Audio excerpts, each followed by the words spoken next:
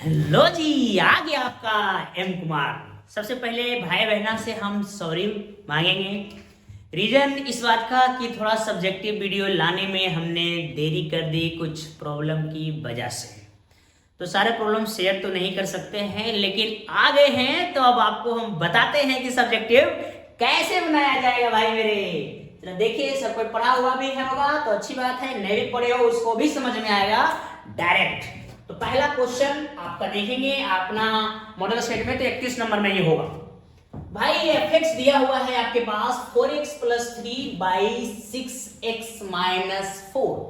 आपसे बोल रहा है सो दैट फॉफ एक्स बराबर एक्स, मतलब फॉफ निकालने बोल रहा है। देखो फॉफ गॉग फॉग है ना, ये सब सारे जो पार्ट होता है वो कंपोजिट फंक्शन का पार्ट होता है। तो भाई कंपोजिट फंक्शन बढ़िया से जान लो कि क्या होता है, जिसमें दो या दो से अधिक फंक्शन आपस में जुड़ा हुआ रहे। क्या रहेगा? जुड़ा हुआ, उसे हम कहते हैं कंपोजिट। जैसे मैं एग्जांपल लेता हूं फॉग का, इसके अंदर दो फंक्शन जुड़ा हुआ है। फॉग के अंदर एक एफ और दूसरा जी, यानी हम इस फॉग को लिखते हैं एफ ऑफ जी एक्स। क्या लिखते हैं? F of G X. अगर कोई आपसे पूछेगा गॉफ को क्या लिखेंगे सर जी, तो लिखोगे जी ऑफ एफ एक्स। आप पूछेगा कि फॉफ को क्या लिखेंगे, जो आपका यहाँ डिमांड किया हुआ है, इसको हम लिखेंगे एफ ऑफ एफ एक्स। इसी तरह से आप किसी का भी निकाल सकते, गॉफ को क्या लिखोगे? जी ऑफ जी एक्स। समझ रहे हो भाई एवं बहना? तो अभी जो क्वेश्चन है बाबू, मैं आपको फॉफ निकाल के दिखाता हूं कि फॉफ कैसे निकाला जाएगा। आपने देखा कि फॉफ को हम क्या लिखेंगे? F of F x. चलिए बताते हैं भाई। तो पहले आप एक सेकेंड एफ एक्स उतार लीजिए। एफ एक्स आपके पास दिया हुआ है 4x plus 3 by 6x minus 4। फॉफ x को आपने देखा ये लिखाएगा एफ ऑफ एफ एक्स। इसका मतलब होता है ये पूरा एफ एक्स इसके अंदर है, ठीक है। अब भाई एफ एक्स का मान यहां पे आप रख दो बाबू, एफ एक्स का मान। तो एफ एक्स का मान कितना है वहां से देख लीजिए, 4x प्लस 3। आराम से सीखना, क्योंकि एक वो सीखोगे तो 100 को बनाओगे। भाई यहाँ जो है वो लिख दिया जाए। अब देखिए ये था एफ ऑफ एफ एक्स, तो एफ एक्स का तो मान रख दी। अब इसको पढ़िए एफ एक्स, मतलब एक्स की जगह में अब ये एंटर करेगा, अब ये जाएगा कहाँ? एफ एक्स कहाँ है? यहाँ है। इसमें जहां एक्स आपको दिख रहा है ये वाला में, ये पूरा जाके सेट कर दो। देखो 4 बार एक्स की जगह में ये सारा पार्ट आ जाएगा प्यारे भाई बहना हमार। अब देखा हो बाबू लोग, नीचे आ जाओ 6x, एक्स की जगह में यही आएगा प्यारे, ठीक है। सॉल्व करिए, मजा आएगा। अब इसका भाई हम लोग एलसीएम लेंगे, यहाँ भी और यहाँ भी। तो ऊपर का जो पार्ट है एलसीएम वाला वो आएगा 6x माइनस 4। भाई ये दोनों में मल्टीप्लाई हो जाएगा। कैलकुलेशन समझ रहे हो आप लोग? कैलकुलेशन में कोई परेशानी नहीं होनी चाहिए। ये इसमें इंटू करोगे तो 6x से 3 से गुना करेंगे तो कितना हो जाएगा? 18x। फिर 4 से करेंगे आप 3 में तो माइनस 12। मेन बाई में आ जाइए, यहाँ पे नीचे वाला में भी एलसीएम आपका वही रहेगा। फिर भाई ये 6 से इंटू करेंगे 24x, ये 6 है बाबू, इसमें इंटू करेंगे तो 18, ठीक है। अब ये इधर मल्टीप्लाई करेंगे तो माइनस 24x प्लस 16। देखो बाबू ये और ये कट जाएगा जी, इधर आपका ये और ये कट जाएगा, और कुछ कटने वाले हैं जी हाँ, ये भी कटेगा। 16 और 18x को ऐड करोगे तो 34x, 18 और यहाँ 16 फिर वही हो गया 34। ये और ये उड़ा दीजिए, बचा x। वाह मेरे प्यारे भाई बहना, आपने ला दिया x, मतलब हमने लाया सीखा, आपने आगे बढ़े। कोई दिक्कत है? देखिए क्वेश्चन नंबर 32।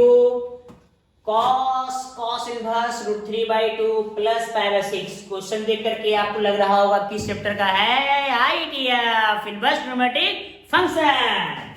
चलो भाई, इनवर्स ट्रिग्नोमेट्रिक फंक्शन का सॉल्यूशन करने के लिए हम लोग रेडी हो जाते हैं। तो ये cos इनवर्स √3/2 ये तो बड़ा इजी है यार। तो पहले नोटिस करो √3/2 cos कितना में होता है। तो आपको सबको पता है कि ये π/6 मतलब 30 डिग्री में होता है। आगे भी वही है π/6।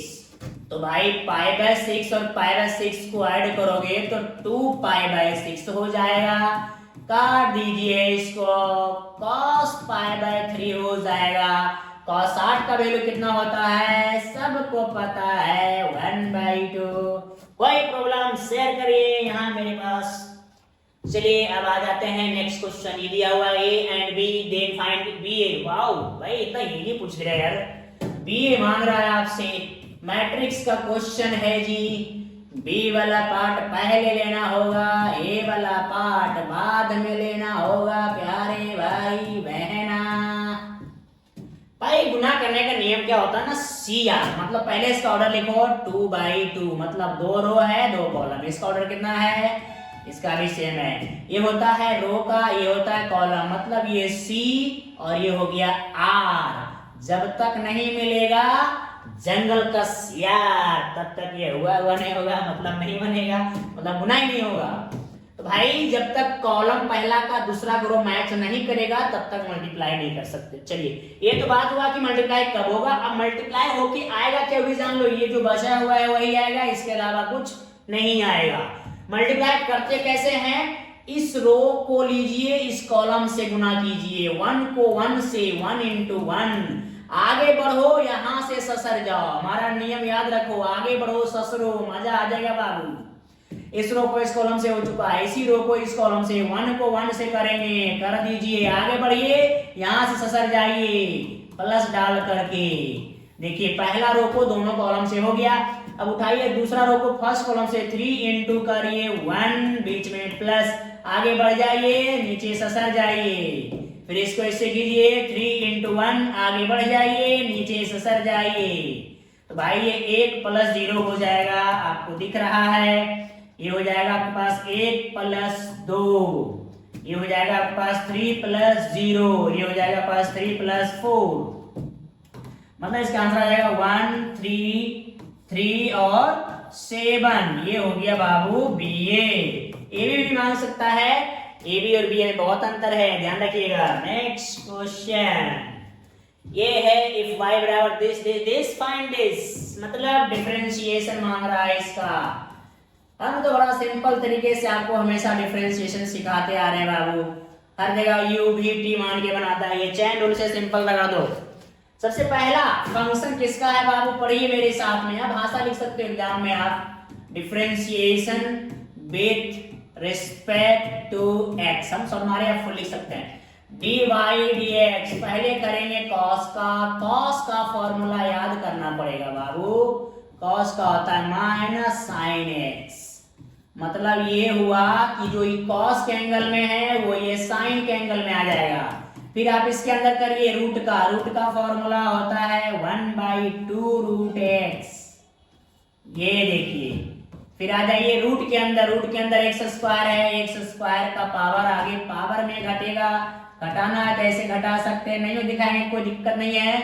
2 का हो जाएगा 0, ऐसे प्यारे, ये तो 0 है, मामला फिनिश उधर हो जाएगा, ये और ये कट जाएगा, ये बचेगा केवल x। थोड़ा सा रेंज है, ज्यादा नहीं मेरे प्यारे भाई बहना, ध्यान देते रहना। बहुत सारा बच्चा जानता है क्या गलती करता है, ये लिमिट लगा देता है, बोलता है ये बंद हो गया। अरे प्यारे यही आंसर है मेरे भाई, और कुछ करने की कोई जरूरत नहीं है। अगर समझ में नहीं आ रहा तो बोलो, अरे बोलो कमेंट में बोलो, जल्दी बोलो। नेक्स्ट क्वेश्चन आ गया इंटीग्रेशन का, बहुत अच्छा इजी क्वेश्चन है भाई, इसमें डरने की कोई जरूरत नहीं है। ये देखिए, यस भाई, ये पहले रूट को हटाना है, फॉर्मूला लगाना है 1 - cos। मेरे याद को यूनिवर्सल फॉर्मूला मेरा 1 - cos anything 2 sin square anything by 2। कहे का मतलब बाबू जो यहाँ पे उसका आधा यहाँ पे, ध्यान रखिएगा। तो ये हो जाएगा 2 sin स्क्वायर जो एंगल में है उसका हो जाएगा हाफ रूट ओवर और ये dx।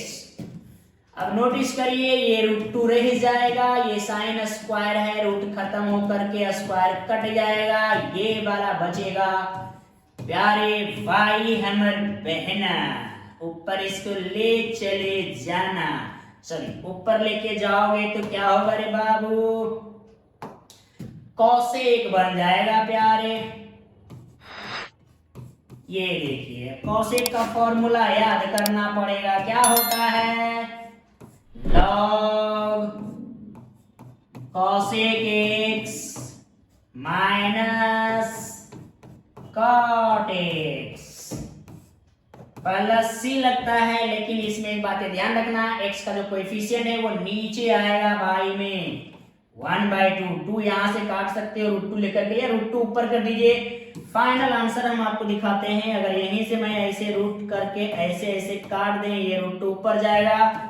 इसका फाइनल आंसर हम ये भी रख सकते हैं बाबू। इसमें और भी है, एक और फॉर्मूला है इसका, ये देखो इनडिफिनिट है जी, इनडिफिनिट में आंसर बदलते रहता है प्यारे।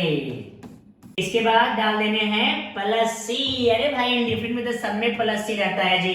देखो ये इनडिफिनिट है, यहाँ भी छोड़ सकते हैं, गलत नहीं होगा, लेकिन इसका एक और फॉर्मूला होता है बाबू, तो वो भी अगर आप लिख दें तो कोई दिक्कत नहीं। वो फॉर्मूला क्या होता है, log tan x/2, मतलब जो इसके एंगल में उसका आधा हो जाएगा। तो भाई x/2 पहले से था, तब ये और आधा हो जाएगा, मतलब x/4 प्लस c।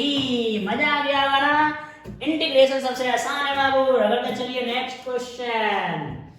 क्वेश्चन बोलता है इफ OP इतना दिया हुआ है, OQ इतना दिया हुआ है, find the modulus and direction cosine of PQ। चलो भाई, तो मॉडुलस निकालना है, PQ का डायरेक्शन कोसाइन भी निकालना है। तो चलिए पहले तो आप निकालिए PQ, P vector PQ। PQ मतलब होता है vector Q minus vector P। उल्टा से माइनस करना है बाबू, उल्टा से मतलब ये माइनस करेंगे पहले ये।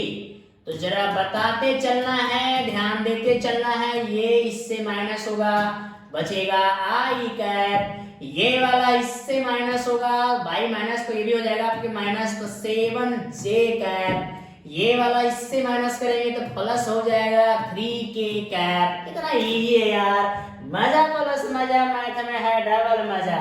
मॉडुलस मांग रहा है अब इसका मॉडुलस, पहले मॉडुलस निकालो यार। मॉडुलस कैसे निकालता है मॉडुलस, I कैप के जो आगे में है उसका स्क्वायर कर दीजिए, J कैप के आगे में है उसका स्क्वायर कर दीजिए, K कैप के आगे में उसका स्क्वायर कर दीजिए।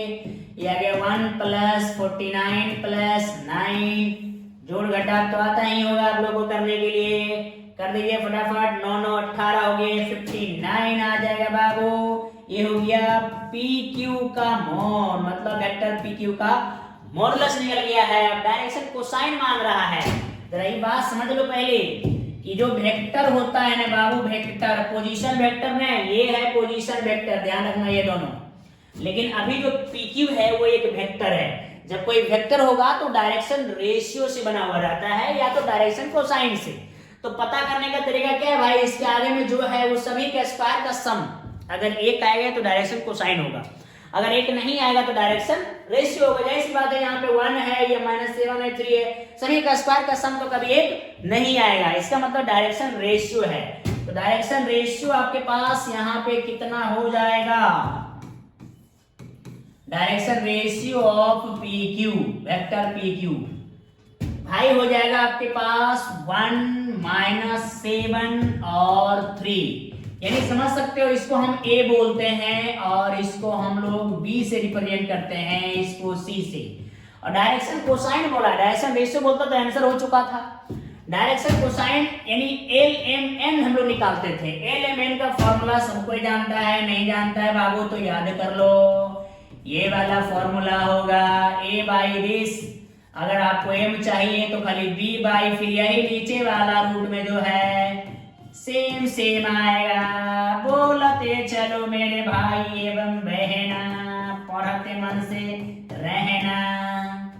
चलिए भाई जी, आप ए बोल रहे 1, नीचे ए स्क्वायर मतलब 1 का स्क्वायर, मतलब माइनस यहाँ 7 का स्क्वायर मतलब 3 का स्क्वायर, जो कि आपको पता है इसको हम निकाल के बैठे हुए हैं। √59 मतलब कह सकते हैं 1/√59, ये डायरेक्शन कोसाइन हुआ पहला। दूसरा अगर हम निकालेंगे तो -7 वही सेम आएगा √59। अगर हम इसमें निकालेंगे तो 3/√59। ये हो गया डायरेक्शन कोसाइन। इजी है कि हार्ड है, कमेंट करके बताओ बाबू। अगर हार्ड लगेगा ऊपर लग कसम फिर से बताएंगे हम। नेक्स्ट बोलता है फाइंड द कार्टेशियन इक्वेशन, होगा यहाँ पे ओ डाल दिया गया भाई फालतू का। Find the Cartesian equation of a line passing through the point, एक पॉइंट से पास कर रहा है parallel to the line dish. एक लाइन के पैरेलल है, देखो पैरेलल बोल रहे हैं, परपेंडिकुलर बोल रहा है, सबका नियम आपको याद होना चाहिए। पैरेलल का नियम क्या था भाई, अगर दो लाइन है तो डायरेक्शन कोसाइन और रेशियो का जो ये नियम चलता था, A1/A2, B1/B2, C1/C2। अब बोलेंगे A1 B1 C1 किसको बोलते हैं, A2 B2 C2 किसको बोलते हैं। एक लाइन का जो यहाँ पे डायरेक्शन रेशियो होता है उसको A1 B1 C1 बोलते हैं। नेक्स्ट वाला दूसरा लाइन जो नीचे आएगा उसको A2 B2 C2 बोलते हैं, लेकिन वो स्टैंडर्ड फॉर्म में रहेगा तब। ये बातें माइंड रखिएगा। आप लोग जानते हैं मैं डायरेक्ट क्वेश्चन सॉल्व करता हूँ, क्योंकि दिक्कत होगा तो बताइएगा आप लोग। चलिए सबसे पहले कार्टेशियन इक्वेशन मांग रहा है, ये कार्टेशियन इक्वेशन ही तो है, लेकिन इसका पैरेलल है, तो सबसे पहले आप इसका डायरेक्शन रेशियो निकाल लीजिए। ये जो लाइन दिया हुआ है -x -2/1 y + 3/7 2z -6/3। पहले स्टैंडर्ड फॉर्म में आना पड़ेगा, मतलब x/z का कोएफिशिएंट +1 होना चाहिए। माइंड में बैठा लो +1। तो भाई इसमें ना माइनस कॉमन ले लो, तो x + 2 माइनस नीचे ला दो, ये y + 3 है बाई 7 रहेगा।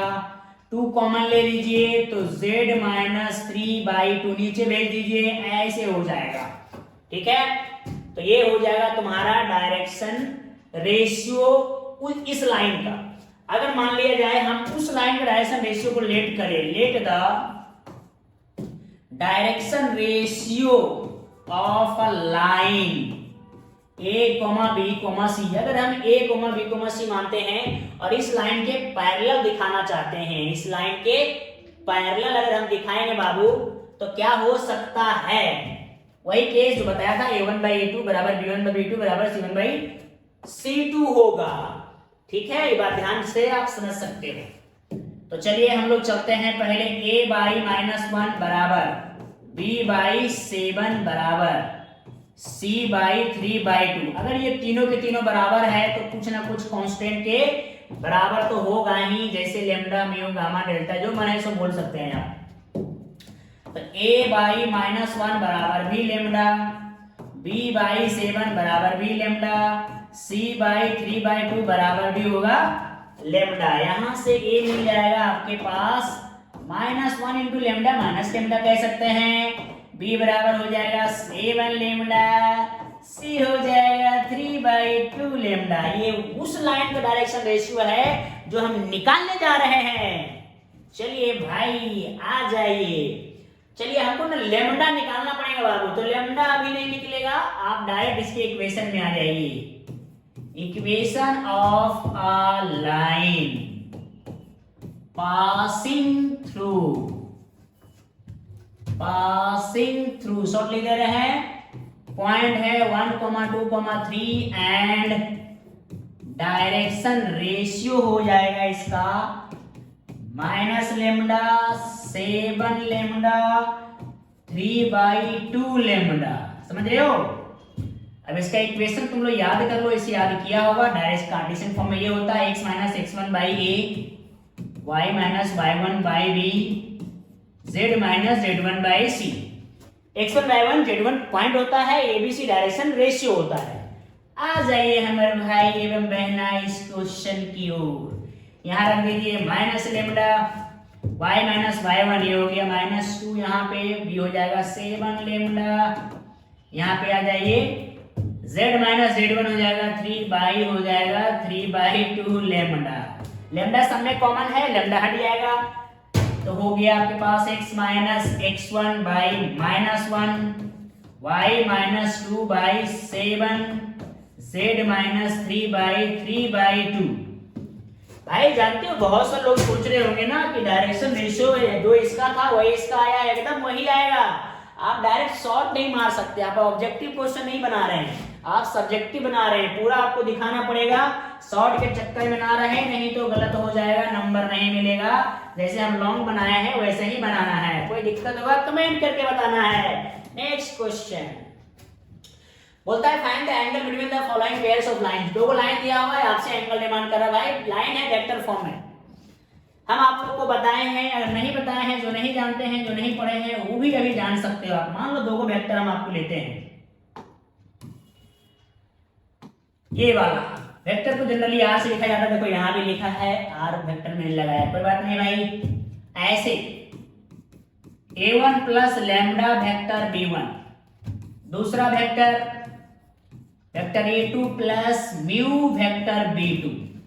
देखो ये जो होता है ना, ये पोजीशन वेक्टर होता है, ये होता है डायरेक्शन वेक्टर। डायरेक्शन वेक्टर का मतलब वो डायरेक्शन रेशियो या डायरेक्शन कोसाइन से बना हो सकता है। तो आपको बताया था कि डायरेक्शन कोसाइन कब रहेगा भाई, जब तीनों का स्क्वायर का सम 1 होगा। अगर 1 नहीं आ रहा है तो समझ जाइए डायरेक्शन कोसाइन वो नहीं है, डायरेक्शन रेशियो है।